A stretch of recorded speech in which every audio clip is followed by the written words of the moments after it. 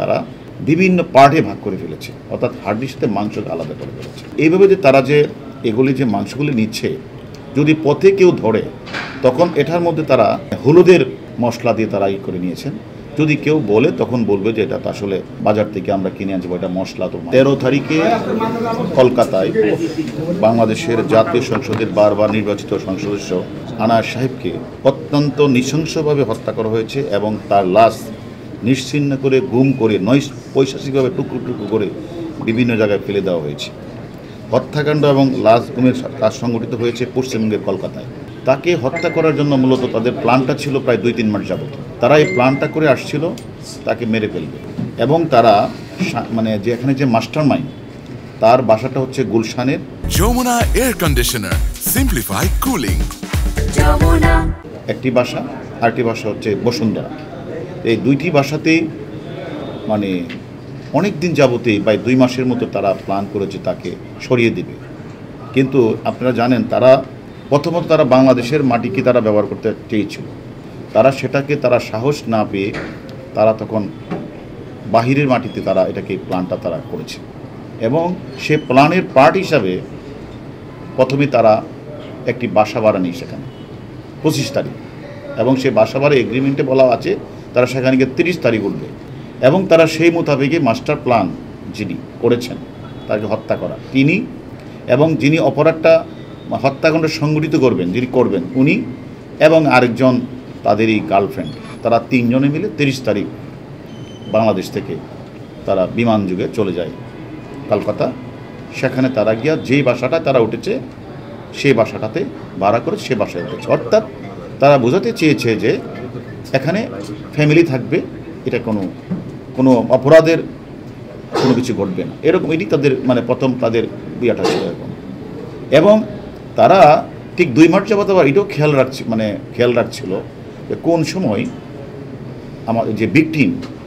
তিনি কলকাতা দেয়, উনি কলকাতা মাঝে মাঝে যান, আগেও যে অনেকবার গেছেন, এবং উনি অনেক দিন ছিলেনও এক সময়, ওনার কিছু বন্ধুবান্ধব আছে। এইদিকে আমাদের ভিকটিম উনি যখন গেলেন 12 তারিখ গোপালের বাসায় ছিল, 13 তারিখ ওনাকে তারা ওই যে চক্রটার সাথে সাক্ষাৎ, উনি বলেছে আমার একটি কাজ আছে, আমার বের হতে হবে। 13 তারিখ ওনাকে প্রথমে একটা সাদা গাড়িতে করে ফয়সাল নামে একজন ব্যক্তি তাকে একটা সাদা গাড়িতে রিসিভ করার পরে ওনাকে সেখান থেকে নিয়ে আর কত দূর গেলেই সেখানে যে মূল হত্যাকাণ্ডটা সংঘটিত করেছে উনি আর হচ্ছে আমাদের ভিকটিম আর ফয়সাল এই গাড়িতে উঠে, আর ইন্ডিয়ান একজন ড্রাইভার ছিল রাজা, সে বেশি কিছুই জানে না, সে জাস্ট ক্যারিয়ার হিসেবে তাদেরকে নিয়ে ওই বাসায় যায়। সেটা 13 তারিখ 2:51 তারা সবাই ঢুকেছে, এবং আধা ঘন্টার মধ্যে কিন্তু মানে এই নৃশংস বর্বরোচিত হত্যাকাণ্ডটি সংঘটিত হয়ে যায়। এবং তারা এই হত্যা সংঘটিত করার পরেই ঠিক আধা ঘন্টা বা 1 ঘন্টা পরেই এদের মধ্যে একজন যে সংগঠন করছে আবার বের হয়ে যায়, গিয়ে সেখানে আবার ভিকটিমের মোবাইলটা তারা অন করে সেখানে কিছু কথাবার্তা করে, অর্থাৎ যে ডিভাইসটাকে তারা ভিন্ন খাতে করে ওকে বাইরে চলে, সেখান থেকে আবার ভিতরে এসে তারা যে এটা আপনাদের বললে মানে এটা আসলে বলাও এটা আমাদের সকলের জন্য অত্যন্ত একটা কঠিন বিষয়, যে তাদের প্ল্যানটা ছিল এরকম, তারা বিদেশের মাটিতে হত্যাকাণ্ড সংঘটিত করবে এবং লাশটাকে এমনভাবে গুম করা হবে যাতে কেউ কোনোদিন খুঁজে না পায়, যার কারণে তারা মানে বিভিন্ন পার্টে ভাগ করে ফেলেছে, অর্থাৎ হাড্ডির সাথে মাংসকে আলাদা করে ফেলেছে, এবং সেটা একটা সুটকেসে করে, গ্রে কালারের সুটকেসে করে যে মূল যে আমাদের কাছে যিনি আছেন উনি আর হলো জাহিদ বা জিহাদ, এরা দুইটা ব্রিফকেস করে ওই যে পাবলিক টয়লেটের কাছে একটা গাড়ি ওয়েট করছিল, ওইখানে গিয়ে সিয়াম, তার নাম সিয়াম, ওইখানে গিয়ে আমানুল্লাহ চলে আসে, আর তার সেখানে গিয়ে তারা ওই 2 জন সিয়াম জাহিদ ভারতীয় একজন ড্রাইভার, সেই ড্রাইভারটা হয়তো জানেও না কি নিয়ে তারা চলে যায়, এদিকে এই পার্ট তারা চলে যায়। আবার এই যে মূল ভিকটিম মানে মূল যে মানে হত্যা সংঘটিত উনি আবার বাসায় চলে আসে, এসে উনি পরের দিন উনি তারপরে আরও 2 জন, যেহেতু 3 জন ছিল, 3 জনে বাকি মাংসগুলিকে বিভিন্ন পলিথিন বা বিভিন্ন ইয়েতে করে তারাও বের হয়ে যায়। এইভাবে যে তারা যে এগুলি যে মাংসগুলি নিচ্ছে, যদি পথে কেউ ধরে তখন এটার মধ্যে তারা মানে হলুদের মশলা দিয়ে তারা করে নিয়েছেন। যদি কেউ বলে তখন বলবে যে এটা তো আসলে বাজার থেকে আমরা কিনে আনছি, এটা মশলা তো মাংস, এরকম সারা এটাকে। অর্থাৎ উদ্দেশ্যটা ছিল যে মানে এমনভাবেই গুম করা হবে তাকে যেন কেউ কোনো দিন তার অস্তিত্ব না পায়। পর্যায়ক্রমে ওরা যখনই বাংলাদেশে ঢুকে পড়েছে ঠিক তখনই যে মাস্টার মাইন্ড উনিও 10 তারিখে চলে আসছিল, ওরা যখন বাংলাদেশে একে একে ঢুকে পড়েছে উনি তারপরে বিস্তা এয়ারলাইন্সে দিল্লি থেকে 2 ঘন্টা ট্রানজিট নিয়ে উনি কাঠমান্ডু থেকে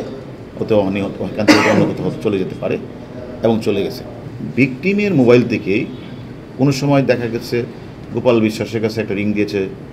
কোনো সময় বাংলাদেশের একজনের কাছে রিং দিয়েছে, কোনো সময় বিহার থেকে রিং দিয়েছে এবং কলকাতা যে নাম্বার থেকেও রিং দিয়েছে। এবং অর্থাৎ তারা বোঝাতে চেয়েছে যে ভিকটিম কিন্তু এখনও ঠিক আছে। এবং সে সর্বশেষ একটা মেসেজ পাঠিয়েছে, মানে 18 তারিখের পরে মেসেজটা ছিল এরকম যে আমি দিল্লি যাচ্ছি, আমি দিল্লির স্বরাষ্ট্রমন্ত্রী অমিত শাহের সাথে আমার সাক্ষাৎ হবে এবং মাননীয় আমাদের দেশের প্রধানমন্ত্রী যাবে সেখানে তার মন্ত্রী পাওয়ার বিষয় নিয়ে কথা হবে। সেই মেসেজগুলো যখন আমরা পেলাম আমার তখনই সন্দেহ হচ্ছিল যে এরা আসলে মানে অপরাধীরা অপরাধ করে ডিভাইসের মাধ্যমে তারা অপরাধ তদন্তকারী সংস্থাগুলিকে ভিন্ন খাতে নিয়ে যাওয়া এবং তারা যখন তাদের নাম গন্ধ যেন না থাকে, নিশানা না থাকে, সেই কারণে কোনো সময় তারা এই মোবাইলটাকে তারা পাঠিয়ে দিয়েছে বেনাপুলের দিকে, কোনো সময় তারা মোবাইলটাকে পাঠিয়ে দিয়েছে মুজাফফরাবাদ, কোনো সময় তারা আবার মেসেজ দিয়েছে, আবার কোনো সময় থেকে বেনাপুলের কাছে তারা সেখানে যে মেসেজটা দিয়েছে আমাদের বাংলাদেশে তার যে এপিএস তার পিএস এবং আরও অনেকের কাছে তারা মানে টেলিফোনটা করেছে। আমি মনে করি যেহেতু আমরা ক্লু বের করেছি, রহস্য উদ্ঘাটন করেছি, অবশ্যই আমরা আশা করি পুরা বুড়ি না পেলেও খণ্ডিত অংশ আমরা আমাদের কলকাতা পুলিশ উদ্ধার করবে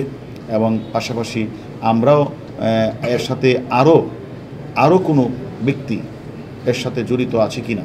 সেটাও আমরা খুঁজে দেখছি।